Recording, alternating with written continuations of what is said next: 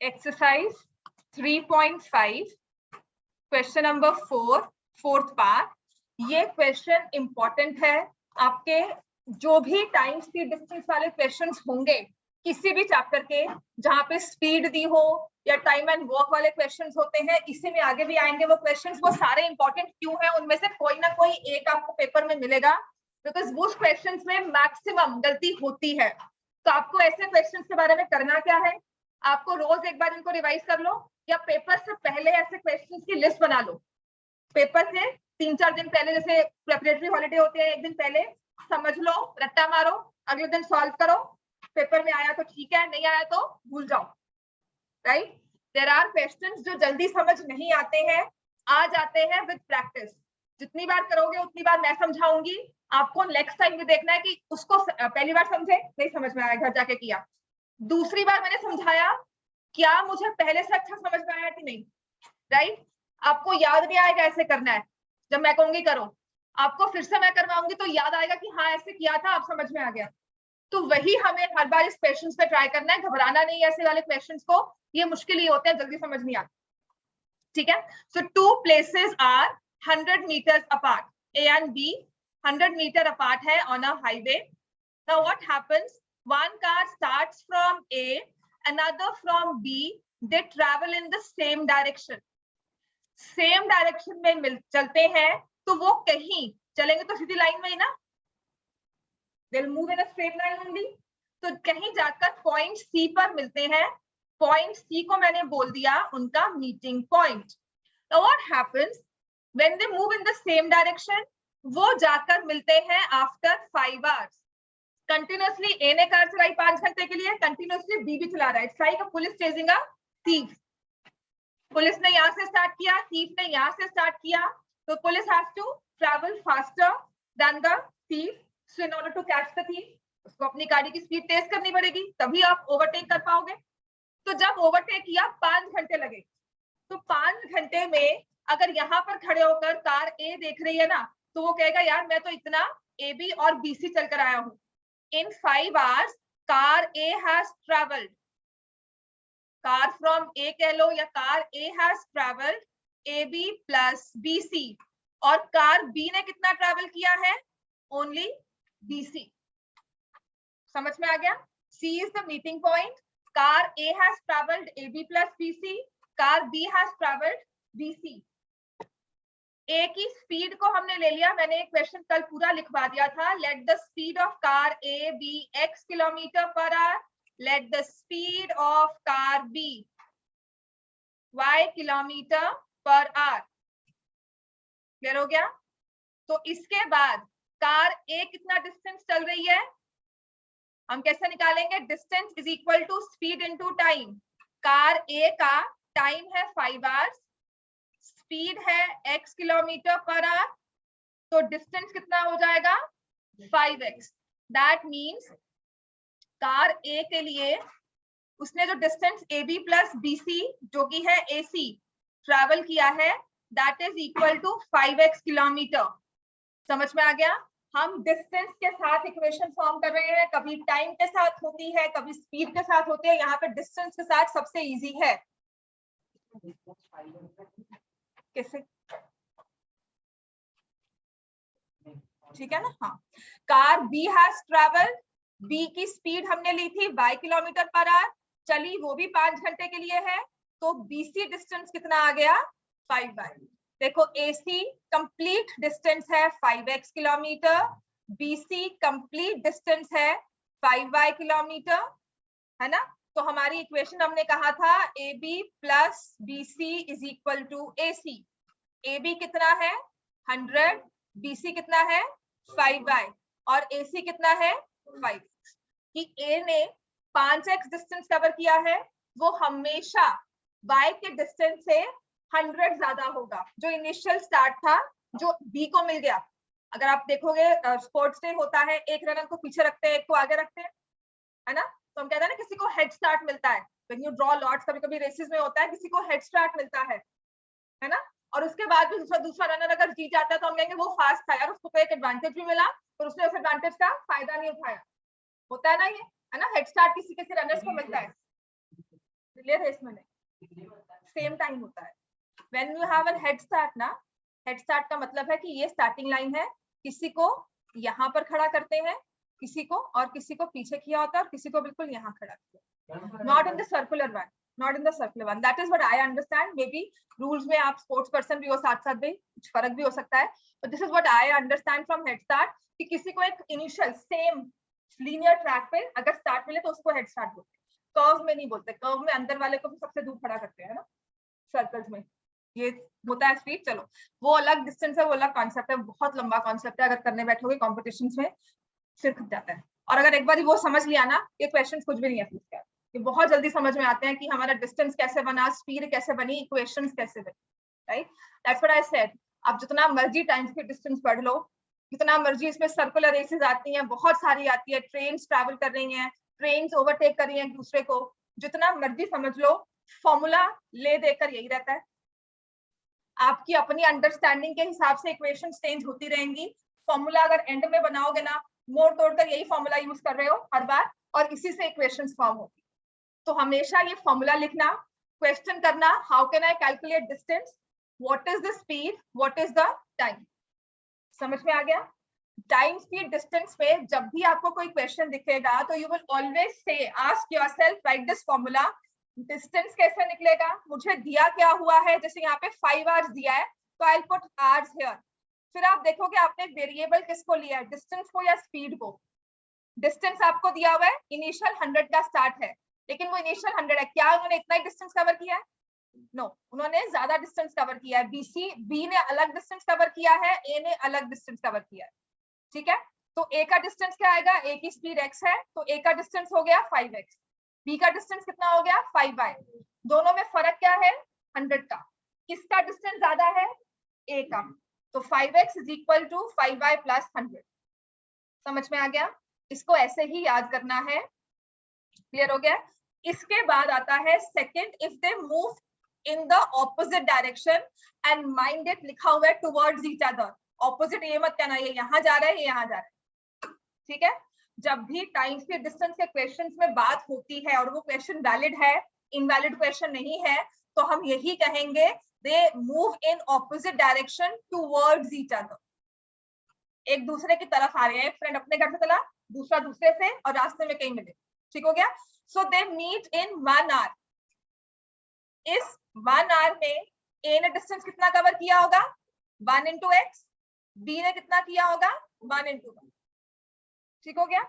C point में मिले, ए ने कवर किया है x, बी ने कवर किया है y, दोनों का सम करके टोटल डिस्टेंस बन जाता है 100 x plus y। So we have two equations, 5x minus 5y equal to 100, x plus y equal to 100। यहां से हम फॉर्म करते हैं x minus y equal to 20, ने 5 को कॉमन ले लिया। अब यहां से ये कैंसिल हो गया, 2x is 120, x is equal to 60 kilometre per our. ऐसे ही अगर आप y की निकालोगे value after putting the value, तो होगा 40 किलोमीटर पर आवर। तो speed of car A is 60 kilometre per our, speed of car B is equal to 40 kilometre per our. और आगे जाकर जब इसकी टॉपिक को पढ़ोगे तो एक चीज आएगी रिलेटिव स्पीड, ठीक है, तो वो बात की बात है। चलो आगे इस क्लास में नहीं, आगे कॉम्पिटिशन्स में, अभी नहीं, अभी ये सिर्फ इतना ही करना है, जिनका 5-6 क्वेश्चंस है उन्हीं को सॉल्व कर, ठीक है। चलो 5th पार्ट स्टार्ट करेंगे।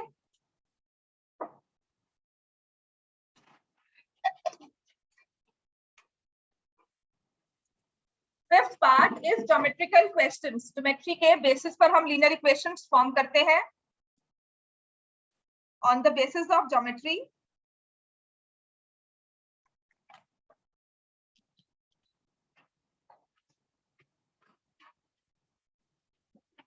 बेटा विष्णु को गेट खोल क्या पूछे।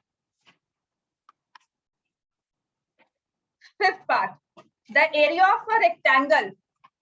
रेक्टेंगल दिया हुआ है, क्या होती है रेक्टेंगल की डायमेंशंस, लेंथ एंड ब्रेड्थ। अगर उसका एरिया कहा गया है रेक्टेंगल का तो क्या होता है length into breadth square units, ठीक हो गया। The area of a rectangle gets reduced by 9 square units if its length is reduced by 5, breadth is increased by 3. तो अब मुझे पता है कि आप लेंथ ब्रेड्थ को ही चेंज कर रहे हो, तो हम लिखेंगे let the length of rectangle is equal to x units. अगर आपको सेंटीमीटर्स वगैरह दिया होगा तो आप वो लिखोगे, मीटर्स लिखा होगा तो वो लोगे. यहाँ पर यूनिट्स लिखा हुआ है तो मैं यूनिट्स लिखूंगी, नहीं लिखूंगी तो मार्क्स कटेंगे. Let the breadth of rectangle, और ये RECT भी मत लिखना, पूरा लिखने की आदत डालोगे तभी लास्ट में लगेगा कोई एक्स्ट्रा काम नहीं कर रहे हो. पेपर में तभी लगेगा एक्स्ट्रा काम नहीं कर रहे हो. यहाँ जितनी शॉर्ट फॉर्म्स करोगे वहां पर गलती से भी अगर पूरा लिखने बैठोगे तो लगेगा इतना टाइम वेस्ट हो रहा है, स्पीड नहीं बनती है. ठीक है, तो एरिया ऑफ रेक्टेंगल क्या होता है? लेंथ इनटू ब्रेड्थ, और यहाँ से हमारे पास क्या आ जाएगा? XY square units. अब समझ में आया? यहाँ पर आपने XY लिखा तो अगर याद होगा 2 डिजिट नंबर में मैंने XY नहीं लिखा था, नंबर को मैंने 10x + y लिखा था. तो रीजन समझ में आया ना, क्योंकि यहाँ पर XY क्या शो करता है? Length into breadth, product of the two numbers. Right. अब केस 1, लेंथ क्या बन गई? Length is reduced by 5 units. क्या बन गई? x - 5 units. और ब्रेड्थ क्या हो गई? What is breadth? y + 3 units. What is area? x - 5 y + 3.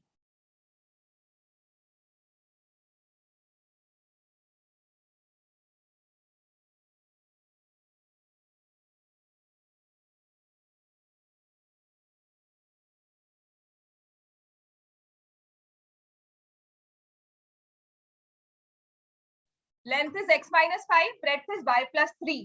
ठीक है. अब इस केस में क्या है?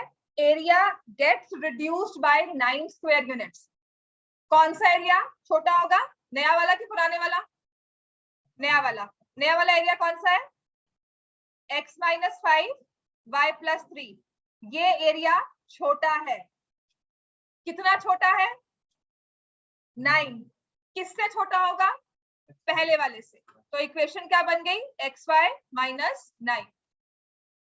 समझ में आ गया? x - 5 × y + 3 = xy - 9. ऐसे ही केस 2 लिखोगे. Increase the length by 3 units, x + 3 हो गया. Decrease the breadth by 2 units, y - 2. Area increases by 67 square units. ठीक हो गया? ये लिख लिया. एरिया रिड्यूस हो गया. किससे कम हुआ है? इस वाले से. कितना कम हुआ है? 9. और न्यू एरिया क्या है? ये 67 दिया हुआ. समझ में आ गया? ठीक है. तो ये ओरिजिनल एरिया था, ये केस 1 में एरिया है. ऐसे ही अब आप, हाँ ये देखो यहाँ पे y + 3 लिखा है. अब हम लेंगे केस 2. अच्छा, लेंथ क्या आ गई है? If we increase the length by 3 units and breadth by 2 units, तो यहाँ पर ये इंक्रीज ही हो रही है. मतलब वो पहले वाले केस में बोला था, मैं तो अब केस 2 में अगर पढ़ रही हूँ तो कह रही हूँ साथ में. यहाँ पे तो 3 से बढ़ाया ही है ना. हाँ ठीक तो किया है. तो यहाँ पर एरिया इन केस 2 क्या बन जाता है? x + 3 y + 2. ये वाला एरिया पिछले वाले एरिया से, जो कि है ओरिजिनल एरिया, उससे बड़ा है. कितना? 67. तो आपके पास 2 इक्वेशंस बन गई. पिछली वाली इक्वेशन क्या थी? x - 5 y + 3 = xy - 9. अब इसको सॉल्व करोगे पहले तो मल्टीप्लाई करना आता है ना हमें 2 बाइनोमियल्स को. पहले x को मल्टीप्लाई किया y से xy, -5 को मल्टीप्लाई किया y से -5y, 3 को मल्टीप्लाई किया x से 3x, और ये -5 × +3 -15. आता है कि नहीं आता? ये तो नो राइट. लिखो सारा, ये कैंसिल हो गया. -5y + 3x -15 + 9 = 0. 3x - 5y -6 equal to 0। आगे हमारी इक्वेशन कोई जानी बतानी से लग रही है हमें? 2 वेरिएबल्स लीनियर इक्वेशन, ठीक है ना। यहाँ पर वो एक्स वाई दिख रहा था, अब समझ में आ गया ना, वो आपस में कैंसिल हो जाएंगे। ऐसे अब इसको सॉल्व करोगे, क्या बनेगा ये 2x xy plus 2x plus 3y plus 6। एक कोशिश करना हमेशा ऑर्डर में ऐड करना, मल्टीप्लाई करना, कुछ मिस ना करना term. xy cancel, so what we get is 2x plus 3y minus 61 equal to 0। अब इन दो इक्वेशंस को सॉल्व करना है, क्या हम कर सकते हैं इनको सॉल्व? 2 इक्वेशंस 2 वेरिएबल्स, क्या करोगे इसको, कैसे सॉल्व करोगे? Elimination. We can use substitution also, we can use cross multiplication, पर जो मेथड आपको इजी लगता है आप उसी पर आ जाओ। आपको पता है यहाँ पर एलिमिनेशन सबसे अच्छा चलेगा। क्रॉस मल्टीप्लिकेशन याद है तो बहुत अच्छी बात है। एलिमिनेशन सब्स्टिट्यूशन में we need to get the value of 1, वो फ्रैक्शंस में बनेगी, तो बेटर है ट्राई करो elimination he. 3x minus 5y minus 6 equal to 0, 2x plus 3y minus 61 equal to 0। ठीक हो गया? चलो सॉल्व करके मुझे आंसर बताओ। ये आपका आंसर, ये वाली equation -6 equal to 0, 2x plus 3y minus 61।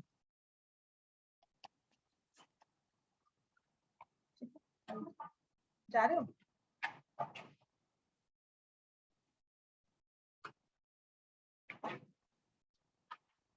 ये मत देखना कि गलती हुई या ठीक है, आपको स्पॉट करना है गलती हुई कहाँ है। 6x minus 10y minus 12 equal to 0, 6x plus 9y minus 183 equal to 0, plus minus minus throughout sign change होते हैं, कवर ठीक है अब, है ना। तो minus 19y minus plus 171 equal to 0, y की वैल्यू क्या आ जाएगी 9। तो if y is 9 you will put in equation 1, put y equal to 9, x की वैल्यू क्या आती है, जिसमें मर्जी डाल दो, लेंथ कभी माइनस में हो सकती है, कभी नहीं हो सकती, और अगर आ रही है इसका मतलब तुमने कहीं ना कहीं गलत सॉल्व किया है, कभी भी नहीं कर सकते, ठीक है। तो अब यहाँ पर लिखोगे, उसमें क्या है, find the dimensions of the rectangle, so the length is 17 units and breadth is 9 units। आपने इतना काम नहीं करना है कि मैम आएंगी सॉल्व करेंगी, समझ में आता है। जहां गलती है आपसे अगर खुद स्पॉट नहीं हो रही तो मुझे बताओ, मुझे कहो कि मैम गलती कहाँ है, स्पॉट करनी है, हमें निकालनी है। जब तक अपनी वो गलती नहीं निकालोगे आप इंप्रूव नहीं कर सकते हो। स्कूल में मैम करती है, हाईलाइट करते हैं, ये गलती की है, प्लस माइनस नहीं करती ना, कभी इंप्रूव नहीं हो रहे हो, कभी ये गलती करते हो, पता ही नहीं हम गलती क्या करते हैं, ठीक है। विद हम हमारे टाइम या हमें टीचर्स ने जब पढ़ाया था, हमारी प्लस माइनस की गलती प्रॉपर हाईलाइट होती थी कि प्लस माइनस आपने नंबर गलत कॉपी किया है, ठीक है, इस नंबर को कैरी फॉरवर्ड गलत किया। कल ही हाल था, एक जगह लिखा है इक्वेशन में x माइनस 15, पेज पलटा वो बन गया x माइनस 50, ठीक है। हमें पता है गलत है आंसर, मुझे भी पता है आंसर गलत है, पर जब तक हम ये गलती स्पॉट नहीं करेंगे ना अपनी, कि मैंने कैरी फॉरवर्ड करते हुए नेक्स्ट पेज पर 15 को 50 लिख लिया, यहाँ पर मैंने माइनस लिखा हुआ था, नेक्स्ट पेज में पता नहीं वो कैसे प्लस बन गया, जब तक आप इस गलती को स्पॉट नहीं करोगे मैथ्स में इंप्रूवमेंट नहीं होता है। आपकी इंप्रूवमेंट तभी होगी जब आपको बताया जाएगा यहाँ गलती कर रहे हो, या खुद देखो कि मैंने गलती कहाँ की है। क्वेश्चन गलत है इतना काफी नहीं है, सही आंसर जरूर निकालो, लेकिन पिछले वाले में जरूर देखना गलती कहाँ की है। समझ में आ गया? Length is 17, breadth is 9। आप इसमें क्रॉस वेरीफाई भी कर सकते हो अपने आंसर को, ठीक है। अब आते हैं हमारे नेक्स्ट टॉपिक लीनियर इक्वेशंस के, जो है equations reducible to linear equations.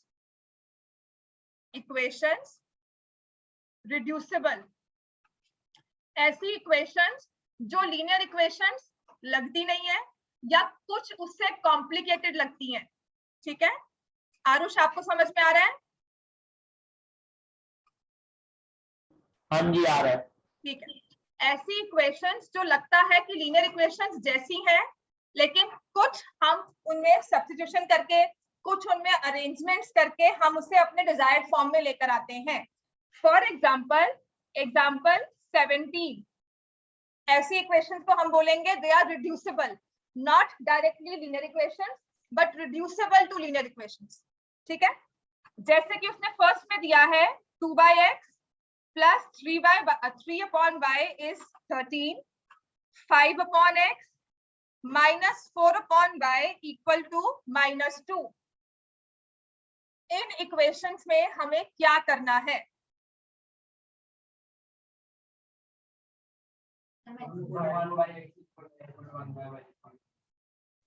अच्छा, वो क्यों?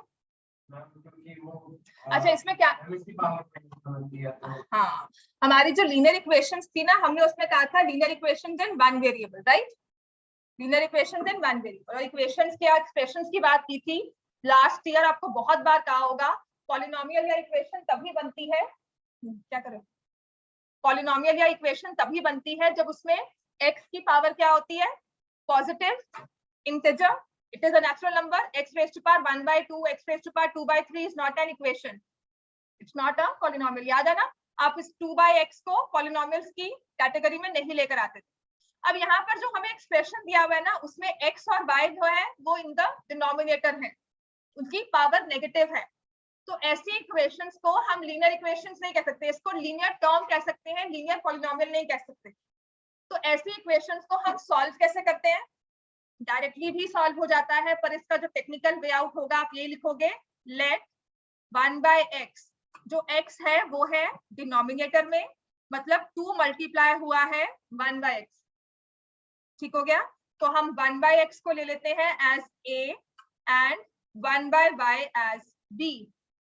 तो ये आपकी बेसिकली इस तरह से आपने इसको बाइफोकेट किया है, like this, 2/1 into 1/x, 3/1 into 1/y, 5/1 into 1/x and 4/1 into 1/y, 1/y।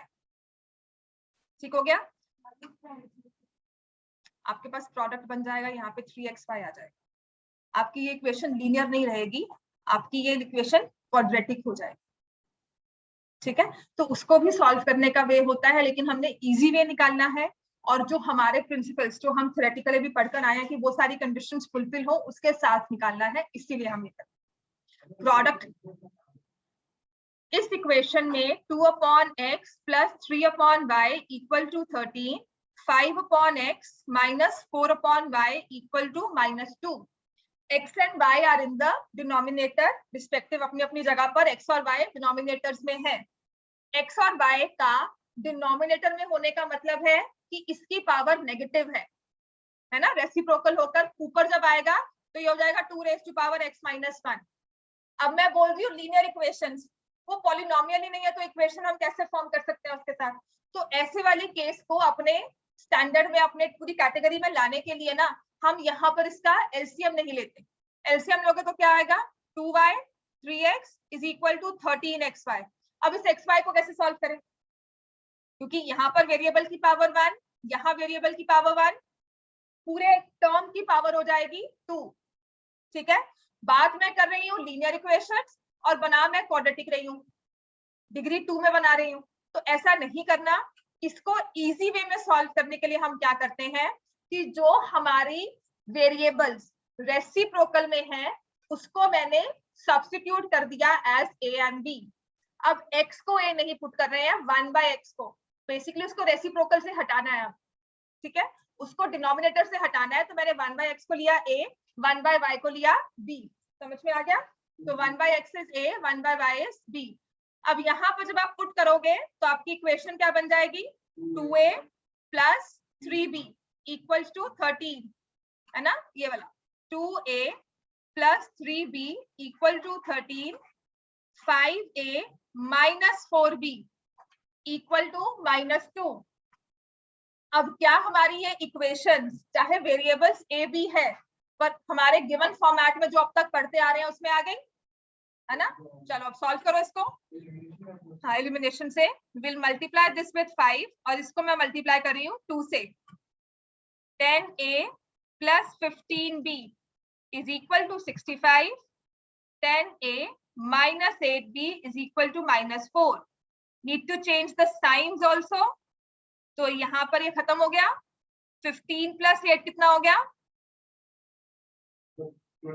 23b। लिख क्यों नहीं रहे हो? 23b is equal to 69। b की वैल्यू क्या आ जाएगी? 3।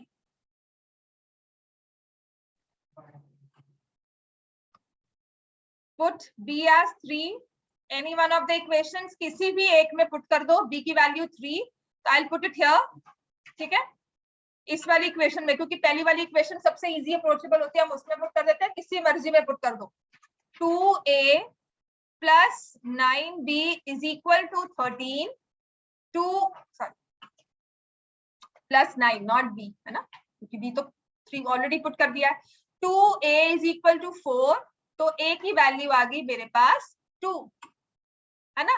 तो हमने आंसर निकाल लिया। a है 2, b है 3। समझ में आ गया इतना? a की वैल्यू 2, b की वैल्यू 3 समझ में आ गई एवरीवन, है ना। अब इसके बाद क्या क्वेश्चन है, हमें ये कहा था a और b निकालो। उसने कहा था solve for x and y। Variables दिए हुए थे x एंड y। तो इस a और b तो ये हमारे वाले वेरिएबल है, इनको नहीं दिखाने आंसर में, हमें x की वैल्यू निकालनी है।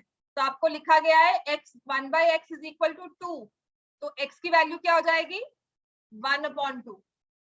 समझ में आ गया? ये नहीं लिखोगे आपका आंसर पूरा गलत हो जाएगा। आपको x की वैल्यू कहा है, a और b की वैल्यू नहीं कही है। Whenever you substitute, make sure अपने ओरिजिनल वेरिएबल्स में आकर उसको वापस लेके जाते हो कि 1/y अगर 3 के इक्वल है तो y की वैल्यू क्या है? 1/3। और ये हमारा आंसर है। x is equal to 1/2, y equal to 1/3। जो a और b है ना, ये मेरे वेरिएबल्स हैं। मैंने a की वैल्यू 2, 1/x इज 2। इस 2 को यहाँ ले गए, x को ऊपर ले गए, क्रॉस मल्टीप्लाई होगा बेसिकली, क्रॉस मल्टीप्लाई। ठीक है, देखो मैंने तो a b लिया। वेरिएबल हमारे लेटर्स कितने हैं? a b c कितने हैं? 26, है ना। अब एक्स वाई को छोड़कर आप इसे पी क्यू भी ले सकते थे। तो कोई कहता पी की वैल्यू आई है, कोई कहता क्यू आया है। अब आपने एक्स को ए लिया, मैं 1/x को बी ले लूं, मेरी मर्जी है ना। तो मुझे क्या पता है आपने ए या बी जैसे भी वैल्यू निकाली है, जो भी वेरिएबल निकाला है, I am not interested in those variables. What I want to know is x and y. तो आप आंसर में भी एक्स एंड वाई फाइनल में निकाल कर दिखाओगे, तभी मार्क्स मिलेंगे। समझ में आ गया? अब करो इसके बाद एग्जाम्पल नंबर 18। हाँ, बस क्रॉस मल्टीप्लाई करके सॉल्व करना है। आपका x इधर आ गया, x बन गया 1/2, y इंटरचेंज हो गया आपस में, तो y बन गया 1/3। समझ में आ गया? ये वाला क्वेश्चन इंपॉर्टेंट है। और इसी तरह का 1-2 क्वेश्चन आपको पेपर में मिल जाएंगे। अब आओ एग्जाम्पल 18। सेम वे जैसे ये वाला था वैसा ही बिल्कुल सेम है। एग्जाम्पल 18 में दिया हुआ है 5/x - 1 plus 1/y - 2 is equal to 2। 6/x - 1 minus 3 minus 3/y - 2 is equal to 1। वहां तो x y थे, यहाँ इन्होंने आगे और काम बढ़ा दिया, x - 1 y - 2। एलसीएम लोगे ना बेटा, यहाँ पर फिर से वही क्वाड्रेटिक बन जाएगी, है ना। तो क्या करना है, अब देखो ना, अगर यहाँ x - 1 लिया है, दूसरी इक्वेशन में भी x - 1 है, यहाँ y - 2 लिया है, दूसरी में भी 1 - 2 ही है। दोनों के डिनोमिनेटर्स x x के y y के सेम है। तो 1/x - 1 is equal to a। Let 1/y - 2 is equal to b। Reciprocal में इसलिए लेना है बिकॉज जो हमारा वेरिएबल डिनोमिनेटर में है उसे न्यूमरेटर में लेकर आना है। तो ये हमारी इक्वेशंस बन जाती हैं 5x plus b is equal to 2, 5a। Aarush आपको समझ में आ रहा है? 6a minus 3b equal to 1।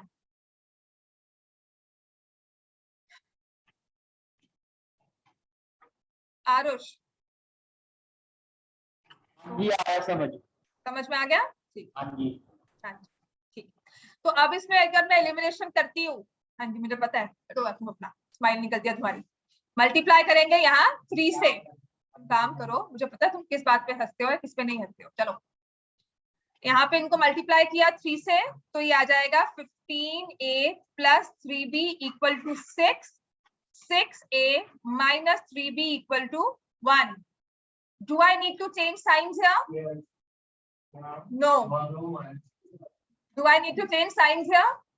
No. मैं साइंस को दूसरे को कर लो मल्टीप्लाई।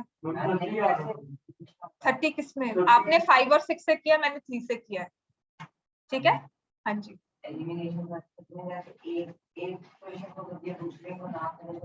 आपको वेरिएबल सेम करने हैं, ठीक है? आपको सारे कोएफिशिएंट सेम करने हैं, वेरिएबल के कोएफिशिएंट। आपने 5 और 6 को किया, बात सेम कर लो कि 30 बना दिया मैंने। मुझे यहाँ 3 दिख रहा था, बी के पास 1 दिख रहा था, मैंने सिर्फ इसको 3 से मल्टीप्लाई किया और ये 3b सेम हो गए। आपकी मर्जी है, जितना मर्जी काम बढ़ा लो, ठीक है? अब इसको सब्ट्रैक्ट नहीं करेंगे, अच्छा सब्ट्रैक्ट नहीं करेंगे इनको, बिकॉज ये ऑलरेडी चेंज साइंस के साथ है, तो मैं इनको बस ऐड कर दूंगी। ये बन जाएगा 15 plus 6 21a is equal to 7, a is equal to 7 by 21, a is equal to 1 by 3। ठीक है, अब a की वैल्यू पुट कर दो, put a is equal to 1 by 3 किसी भी एक इक्वेशन में। 15 into 1 by 3 plus 3b equal to 6, ये खत्म हो गया, यहाँ से कैंसिल हो गया। 3b is equal to 1, b equal to 1 by 3। लेकिन मुझे a भी नहीं निकालने थे, x y निकालने थे, x और y।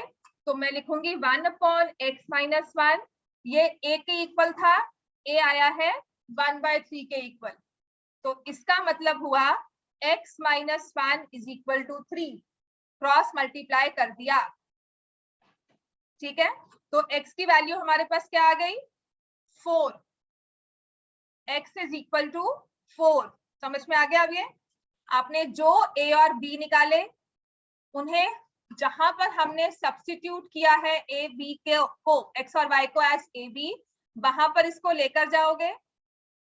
a is 1 by 3, b is also 1 by 3। तो इसका मतलब हो गया 1 upon x minus 1 as 1 by 3, 1 upon y minus 2 as 1 by 3। तो x minus 1 is equal to 3। ऐसे ही जब आप इनको इक्वेट कर दोगे तो आपके पास आ जाएगा y minus 2 is equal to 3, y is equal to 5, x is 4, y is 5। कौन सा, कहाँ पर,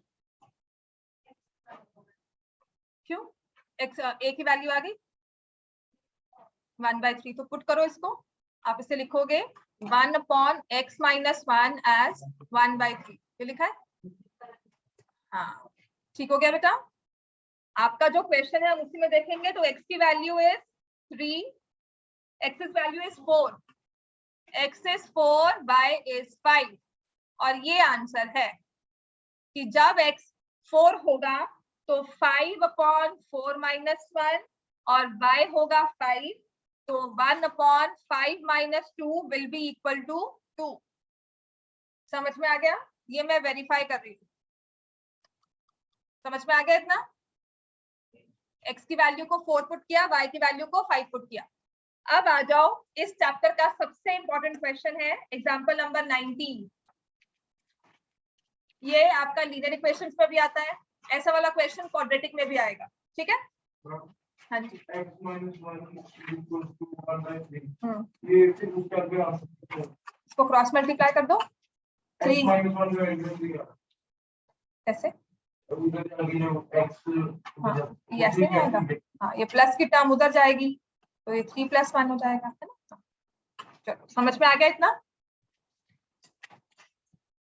अब आते हैं नेक्स्ट, सबसे इंपॉर्टेंट क्वेश्चन है। इस चीज को याद रखना है ना, अपस्ट्रीम डाउनस्ट्रीम याद भी हो जाएगा क्या होता है, और अगर याद रखना है तो I have this diagram, visualisation करने में बहुत आसानी हो जाती है। ठीक है, लिखो। सबने कर लिया क्वेश्चन? अब आते हैं एग्जाम्पल 19, लिख दो इंपॉर्टेंट, मेरे टेस्ट में तो आएगा ही आएगा।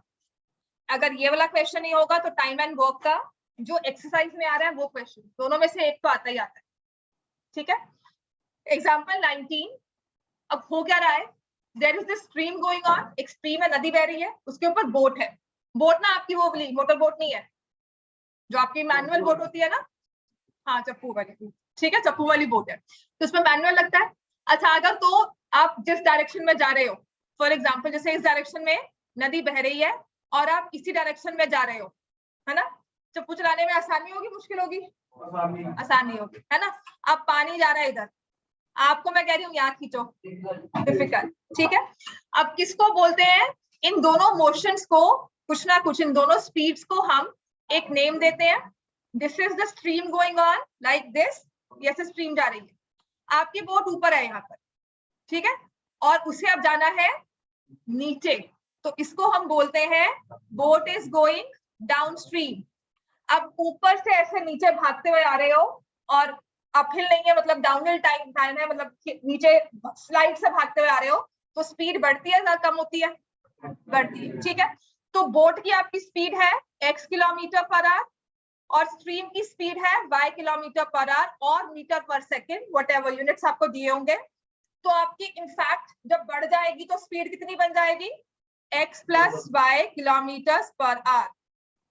डाउन स्ट्रीम का मतलब होता है going with the stream, down का मतलब गोइंग विद द स्ट्रीम, जिस डायरेक्शन में स्ट्रीम है, जिस डायरेक्शन में हवा है, उसी डायरेक्शन में आप जा रहे हैं। तो आपको एक पुश मिलेगा, एक पुल मिलेगा साथ साथ, मतलब एक पुश मिलेगा आपको, आपको लगेगा आप एक्स्ट्रा ज्यादा भाग रहे हो, ठीक है, एफर्ट कम लगेगा आपका, तो इसलिए आपकी स्पीड बन जाती है x प्लस वाई। इसको ऐसे भी समझ सकते हो कि अगर यहाँ पर मैं बोट को स्टिल खड़ा कर दूं, इसका मोटर बंद है ना, ऐसे आपने इसको खड़ा कर दिया, यहाँ पर रोक दिया, इसके जो आपका इसका एंकर है आपने इसको रिमूव कर दिया, तो यहाँ पे रुक जाएगी, यहीं पे रुकी रहेगी, आगे बढ़ जाएगी ना। तो इसका मतलब वो y किलोमीटर पर आवर की स्पीड तो उसको मिल ही रही है, जब आपने अपना धक्का और लगाया तो उसको एक्स्ट्रा स्पीड मिल गई x plus Y kilometre per hour. This is called speed, वो भी तो बता रही हूँ, पहले ये लिख लो, this is called speed downstream, it is addition of the two speeds, इसको बोल देते हैं स्पीड डाउनस्ट्रीम, ठीक हो गया। ये आपकी है स्पीड ऑफ बोट और ये होती है स्पीड ऑफ स्ट्रीम, वो भी बता रही बेटा। तो डाउनस्ट्रीम होता है गोइंग विद द स्ट्रीम, हवा के बहाव के साथ चल रहे हो, जिस डायरेक्शन में विंड है उसी डायरेक्शन में आप भाग रहे हो। हाँ जी, क्लियर हो गया इतना। अब यही आपकी स्ट्रीम है, अब ये बोट ना नीचे आ गई, यहाँ पर धक्का मारकर ना इसको ऊपर लेके जाना है ना, और अगर मैं ये काम दे दूंगी तो सब क्या करोगे, चिल्लाओगे मैम आप ही कर लो, है ना। क्यों? क्योंकि यहाँ पर एफर्ट बहुत ज्यादा लगेगा, ऊपर जाने के लिए एफर्ट लगेगा, आपको एक रेजिस्टेंस मिलेगी आपकी साइंस की टर्म्स में, जो आपकी अपनी स्पीड को कम कर देगी। आप धक्का दे रहे हो, कोई पीछे से आपको पुश कर रहा है और ऑपोजिट डायरेक्शन से कोई आपको धक्का और दे रहा है ना, तो आप क्या करोगे, एक्स्ट्रा एफर्ट लगाकर आगे बढ़ोगे। तो इसका मतलब इसको बोलते हैं upstream, because now you have to move up the stream, तो इसको बोल देते हैं upstream motion, going against the stream.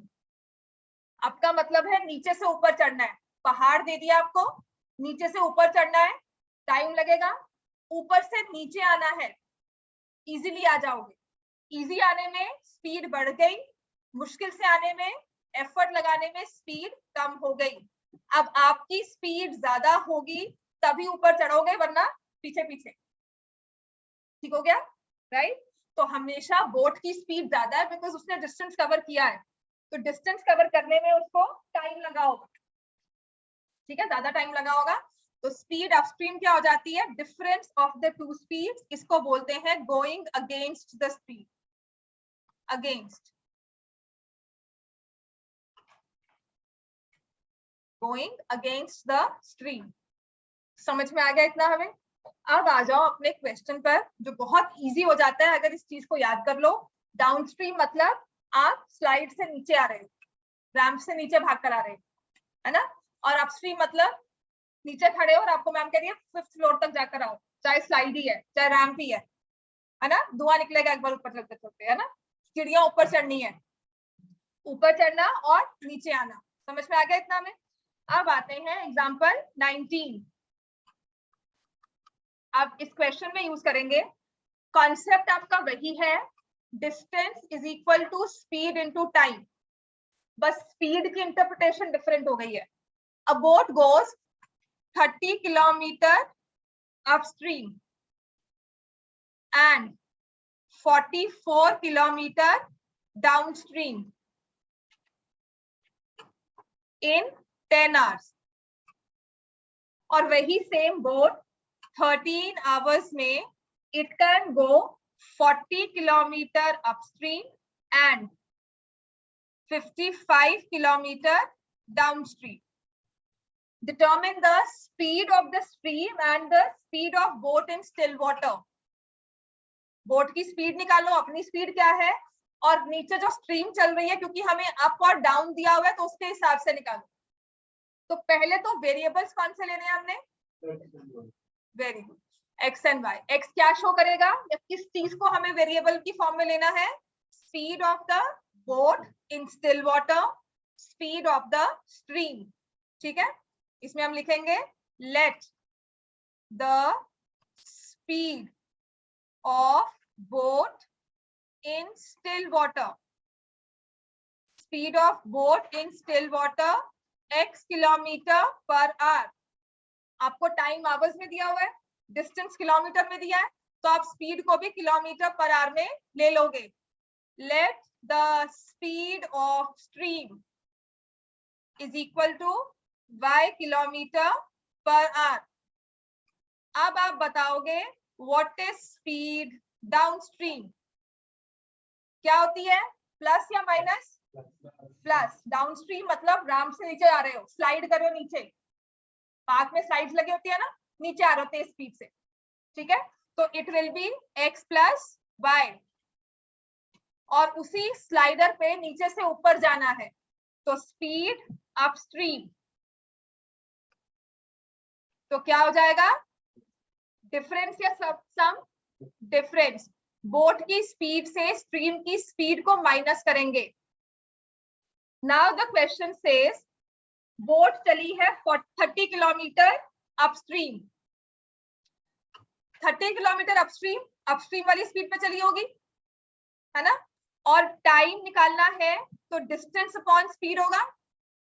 Distance है 30, स्पीड है x माइनस वाई, कुछ रास्ता जा रही है उसको मिला अपस्ट्रीम, नेक्स्ट एक पैच मिला वो था downstream 44 kilometre x plus Y, और ये भी टाइम था डिस्टेंस अपॉन स्पीड, ये भी टाइम था distance upon speed, total time लगा 10 आवर्स। क्या कौन से वाला, कहां से,